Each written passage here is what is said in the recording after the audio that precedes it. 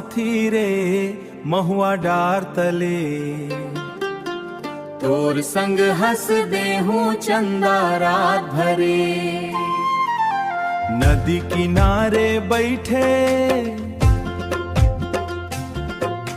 नदी किनारे बैठे मन के बात, ददरिया के सुरमा जुड़ गे मोर जा।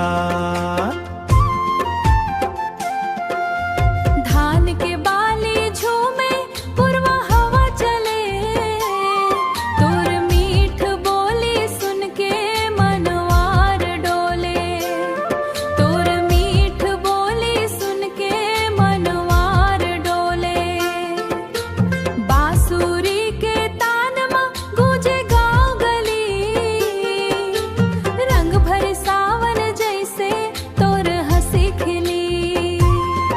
अरे वो साथी रे महुआ डार तले, तोर संग हंस दे हूँ चंदा रात भरे। अरे वो साथी रे महुआ डार भरे।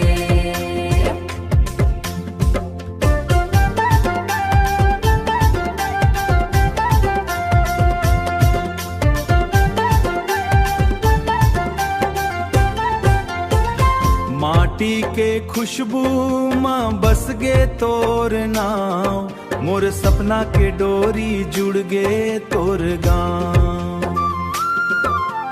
कर्मा नाचे संग संग बाजे मंदार रे, संगी बने रहिबो जन्म जन्म भर रे।